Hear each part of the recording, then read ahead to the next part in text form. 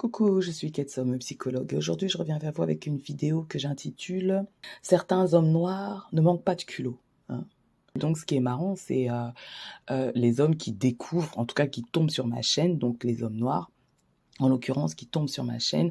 Donc, je connais déjà l'évolution des commentaires. Donc, au début, c'est commentaires assez respectueux. Et puis, à un moment donné, quand il s'agit de responsabiliser les hommes noirs, ça part en vrille parce que, voilà quoi, j'ai pas utilisé le bon mot. J'ai fait une généralisation, alors que bon, on fait tous des généralisations. Et surtout, quand on utilise une plateforme, quoi, c'est difficile de rester tout le temps dans la spécificité. Et pourtant, je spécifie en plus souvent, d'après moi. Et ce qui est marrant, c'est que ces hommes noirs qui laissent des commentaires sont au courant de la problématique qui touche les femmes noires. Ils sont au courant. Mais pour eux, le problème surgit quand les femmes noires veulent y émettre des conséquences. Donc là, c'est un problème. Donc oui, que les femmes noires sont sujettes à la misogynie noire, ça, ils en ont super conscience. Mais quand les femmes noires sont en train de réfléchir sur comment créer des conséquences négatives par rapport à la misogynie noire reçue de la part de personnes du même groupe phénotypique, alors là, ça pose un problème. Mais ça, c'est quel culot, quoi. Donc, pour vous, les femmes noires sont censées juste se plaindre et essayer de vous supplier de les regarder, enfin, de vous demander ce qu'elles doivent faire, si elles doivent se rouler par terre, si elles doivent se mettre à genoux pour que vous les regardiez, pour que vous les considériez. Non, vous n'êtes pas les seuls hommes sur Terre. Enfin, j'ai envie de dire même, heureusement. Mais ce qui est marrant, c'est que je ne les vois jamais créer un gros problème donc par rapport aux hommes noirs qui dénigrent les femmes noires. Donc, on trouvera pas de vidéo ou de post viral d'un homme noir qui décide, par exemple, de boycotter telle personne pour ses propos misogynoires, ou pour ses propos négrophobes, ou pour ses propos, mais qui disqualifient tout le groupe des femmes noires. Je m'en fous, ça peut être tout, chinois, française, tout, Renoir. Non, moi je suis pas trop Renoir. Je sais pas. Donc, voilà un rappeur, donc voilà, qui, dès qu'il a la possibilité sur une plateforme publique de marquer son intérêt pour les femmes, mais alors lui, c'est carrément... il prend tout, Je m'en fous, ça peut être tout, chinois, française, tout, Renoir. Non, moi je suis pas trop Renoir. Je sais pas. Il prend toutes sortes de femmes, tout, à part les Renois. Non, parce qu'il n'est pas très Renoir. Ça, cette maladie, on ne trouve ça que chez nous. C'est-à-dire dans le groupe phénotypique noir. On ne voit ça que chez nous. Il est noir, et la plupart des hommes en plus, quand c'est viral, c'est des noirs foncés en tout cas, qui sont là à dire qu'ils prennent toutes sortes de femmes. C'est-à-dire que lui, sa préférence, ce n'est pas le corps, mannequin, genre Naomi Campbell ou je ne sais quoi. Non. Lui, il n'a pas vraiment de préférence. Il prend toutes sortes de femmes, sauf quand c'est couleur noire, quoi. Non, il n'est pas trop Renoir. Alors que c'est un homme noir. Il n'est pas trop Renoir. Donc ça, c'est normal chez eux, quoi. En fait, quand j'avais décidé de faire une vidéo là-dessus, c'était même pas tant sur ce commentaire, parce que voilà, quoi, ça c'est connu. Enfin, c'est connu. Ils sont connus de manière internationale, les Noirs, à dénigrer leurs propres traits chez les femmes. Leurs propres traits caractéristiques, phénotypiques chez les femmes. Ils ont un problème avec. C'est pas notre problème, en fait. Parce que la plupart des femmes noires n'ont pas de problème avec leurs traits phénotypiques. Quand elles remettent en question leurs traits phénotypiques, c'est par rapport aux hommes qui se désintéressent de ces traits phénotypiques. Voilà. Et donc, en fait, la personne qui a partagé ça, qu'est-ce qu'il a dit? Il demande aux femmes noires, qu'est-ce qu'on a fait à cet homme-là?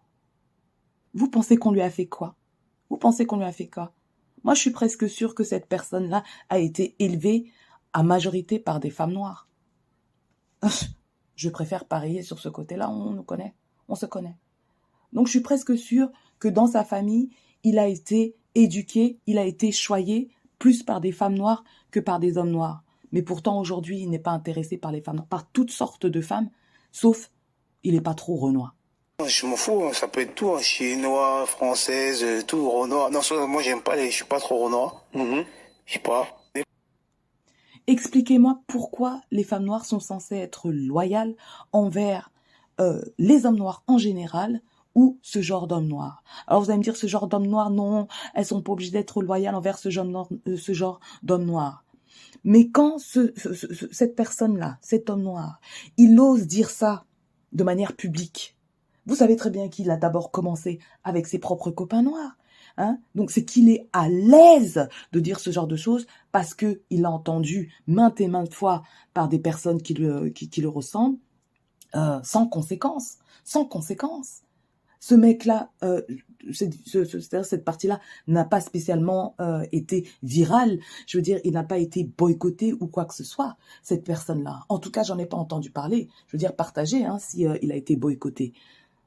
Je veux dire, boycotté à cause de ce qu'il a dit, hein, pas certainement pour le mauvais rap qui doit suivre. Voilà. Et donc, quand je dis que les femmes noires n'ont pas du tout à être loyales envers les hommes noirs, c'est parce que les hommes noirs eux-mêmes ne l'ont pas boycotté. Donc, ça veut dire qu'ils n'ont aucun problème avec ce genre de message. Et c'est très clair, puisque sinon, ce genre de message ne continuerait pas à être propagé comme ça dans les réseaux sociaux. Je m'en fous, ça peut être tout, hein, chinois, française, tout, renois. Non, moi j'aime pas je suis pas trop renois. Je sais pas. Mais qu'on demande aux femmes ce qu'elles lui ont fait, excuse-moi, moi je suis sûre que la plupart des femmes noires, ce qu'elles lui ont fait, c'est plutôt du bien. C'est plutôt du bien. Mais vraiment, je trouve ça déplacé de demander, en gros, aux femmes noires quels problèmes elles ont, en fait. Hein? Voilà, pourquoi les hommes noirs se désintéressent des traits phénotypiques ou des traits stéréotypiques des femmes de leur groupe, justement, phénotypique. En quoi c'est censé être le problème des femmes noires? En quoi la cause serait les femmes noires qui se regardent eux droit dans les yeux, qui se regardent eux droit dans les yeux. Ok? Et donc, quand je dis que ces hommes noirs ont un self-hate, ont un manque d'estime, un manque de respect, c'est-à-dire le dédain d'eux-mêmes, de leurs traits caractéristiques, donc phénotypiques, on me dit que je vais trop fort. On me dit que je généralise. Mais lui-même, quand il vient il a la possibilité de parler sur une plateforme publique, il dénigre ses traits phénotypiques et les noirs qui sont autour de lui ne retrouvent rien à en dire. Je ne peux que croire que cette parole est libérée et que cette parole est partagée par beaucoup d'hommes noirs. Et donc les hommes noirs qui sont blessés parce que je n'ai pas dit certains hommes noirs et pas tous les noirs, hein, c'est-à-dire qu'ils ont conscience de la problématique et ils s'en fichent en fait, ils s'en fichent, c'est pas leur problème, hein. Au contraire, s'ils peuvent en bénéficier, tranquille, c'est mieux. Mais ils se rendent pas compte qu'il y a certaines femmes noires qui grandissent, hein, et tombent dans les réseaux sociaux, qui tombent sur ce genre de messages et donc se demandent elles vraiment ce qu'elles ont fait pour être autant dénigrées de par leurs semblables masculins. Et elles intériorisent et elles donc se disent qu'elles ont fait quelque chose de mal et cherchent même à modifier leurs traits, par exemple, ou essayent de, je sais pas moi, justement de tout faire pour être vues dans leur humanité par ces hommes-là. Mais donc moi, je dois faire attention au petit ego des hommes noirs qui tombent sur une de mes vidéos et qui, eux, se considèrent pas comme ces hommes problématiques, hein, au lieu d'aller boycotter, au lieu d'aller créer des problèmes d'homme à homme, là, créer des problèmes à ces hommes-là, eux, qui perpétuent le dénigrement des traits phénotypiques des femmes noires, qui contribuent au manque d'estime des femmes noires. Mais c'est pas grave, je vais laisser un homme ou 2 hommes vous répondre, quoi. Hein? Parce que quand ces hommes-là répondent, il y a pas beaucoup d'hommes pour venir gueuler, quoi. Parce que il y a que les hommes qui peuvent, soi-disant, se permettre de prendre la défense des femmes noires. Hein? Alors, j'ai trouvé un petit extrait de Umar Johnson. Alors, vous savez que moi, je suis pas d'accord avec tout ce qu'il dit, puisque de toute façon, il ne vit même pas ce qu'il dit, surtout pour ce qui est de la dynamique relationnelle homme noir, femme noire. Je ne suis pas d'accord avec lui pour justement son concept, le concept, si vous voulez, américain de la One Drop Rule, c'est-à-dire que puisque lui, dès qu'on a du sang africain, comme il dit, si vous voulez, dès qu'on a du sang, dès qu'on a une ascendance africaine en tout cas, alors on est africain.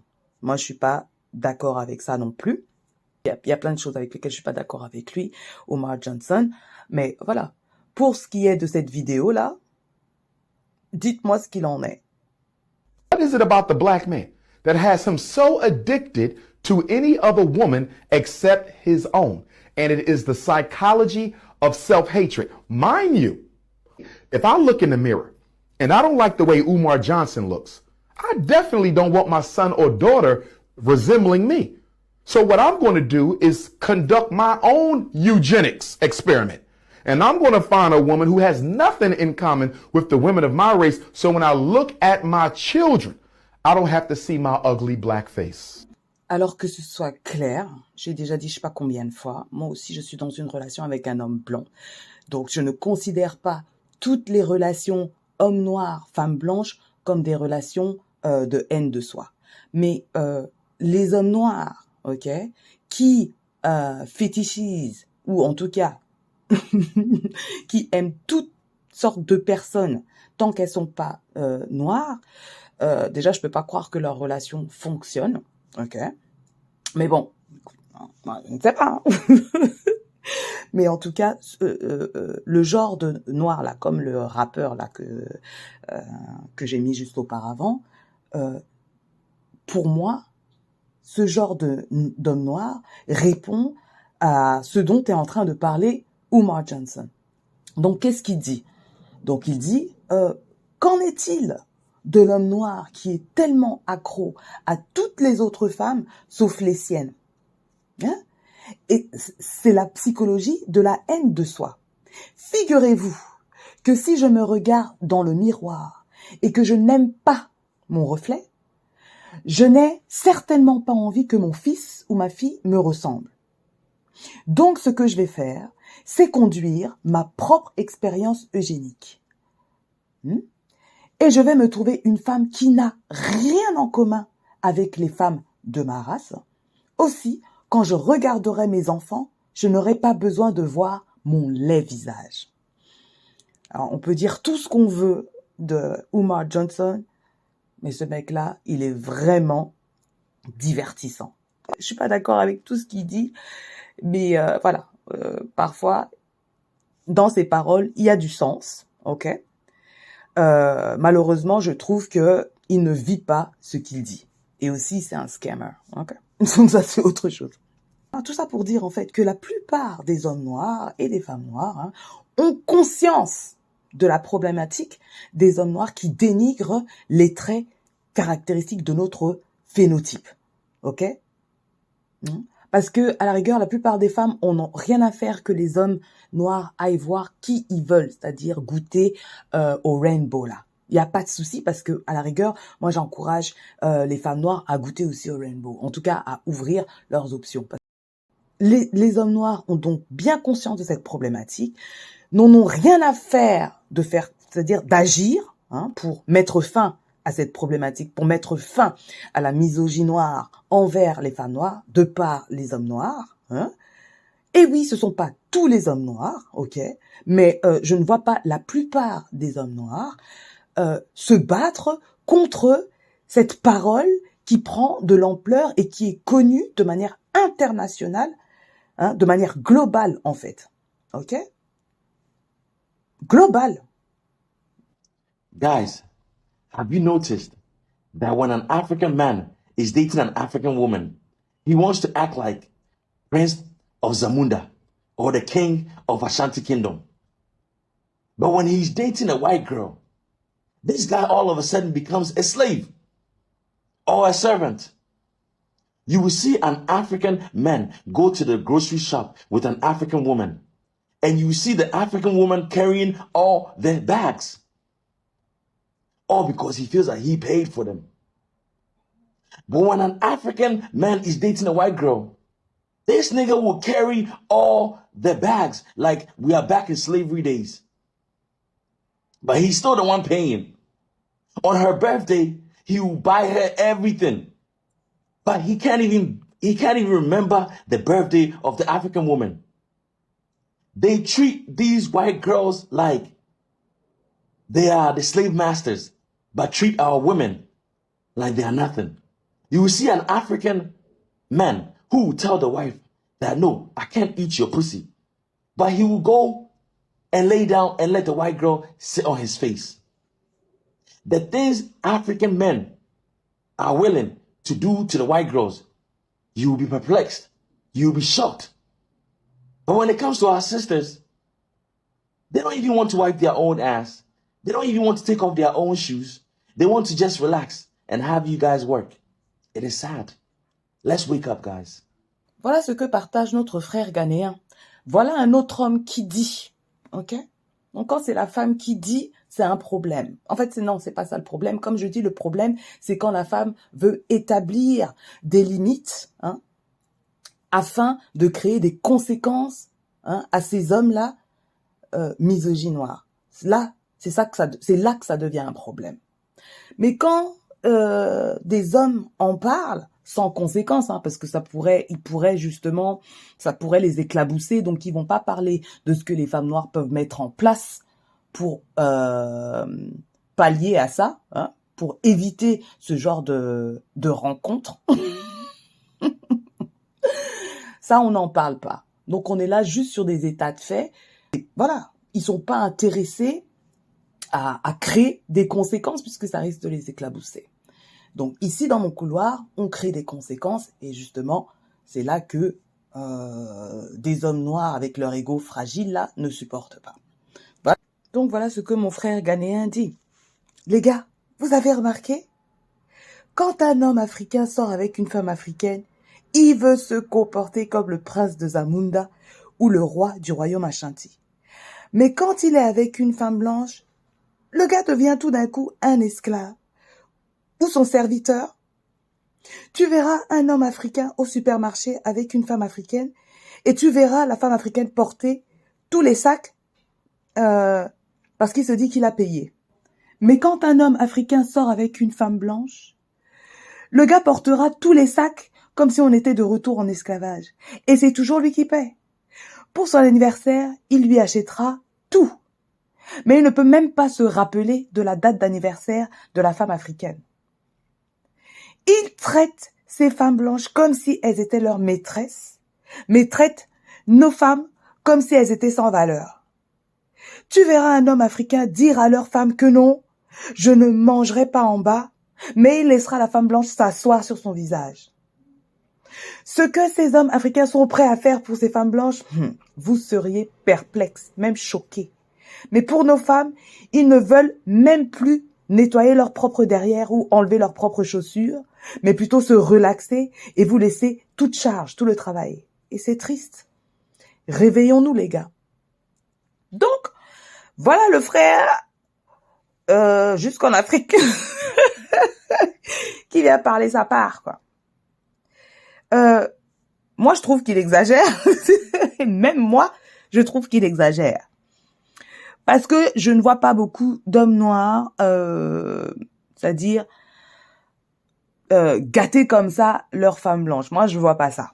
Ok, je suis désolée, de manière stéréotypée, quand je vois une femme blanche avec les enfants métis, souvent le père n'est pas dans les parages.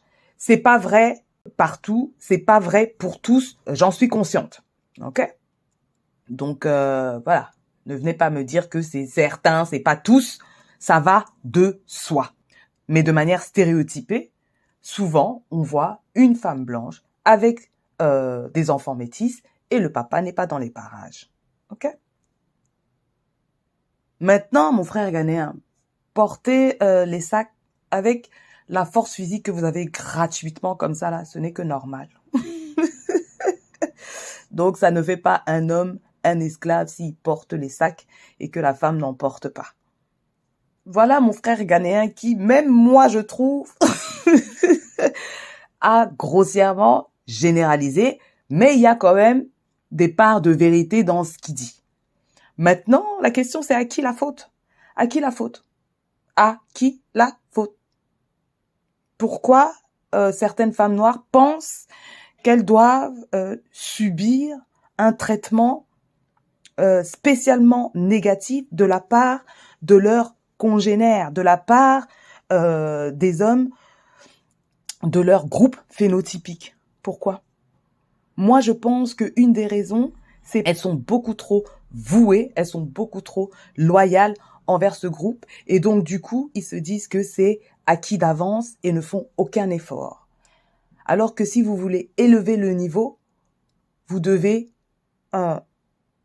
augmenter donc la compétition. Et pour ça, vous êtes obligé d'ouvrir vos options. Et donc, ouvrir, en tout cas, pas toutes, hein, parce qu'il y a certaines, c'est catégorique, comme je dis, si elles veulent absolument trouver leurs chaussures noires, même ça, c'est possible. Même ça, c'est possible. Hein, ça, c'est possible.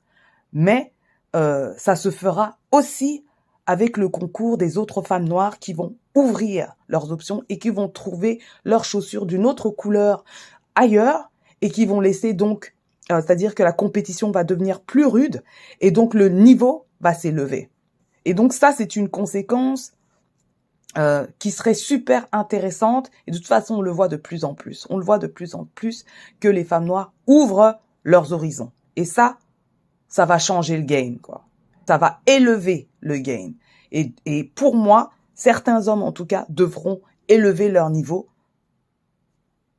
même tout en ouvrant leurs options. Hein. Là, il n'y a pas de souci, mais ils devront élever le niveau.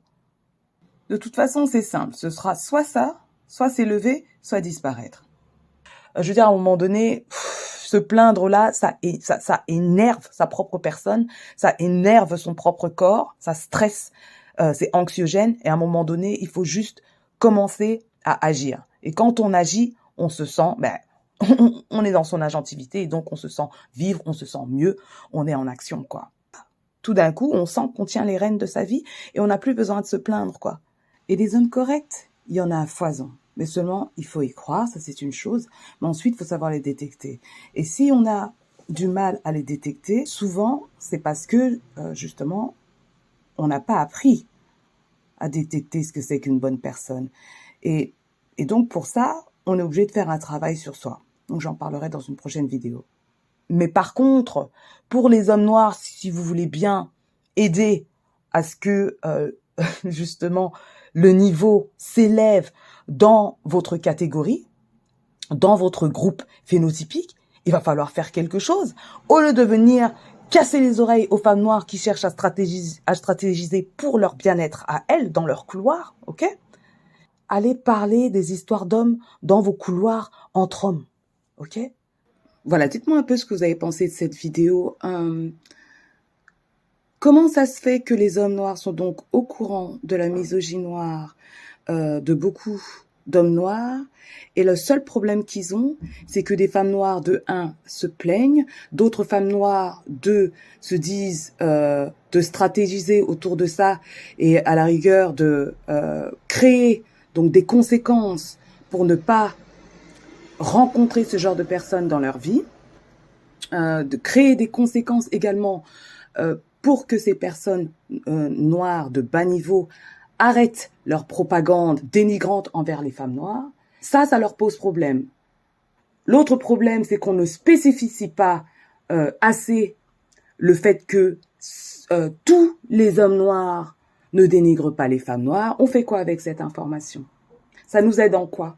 Dans la problématique, en fait. Pour les hommes noirs, les femmes noires sont censées se taire et subir. Et nous, femmes noires, nous sommes censées être d'accord avec ça?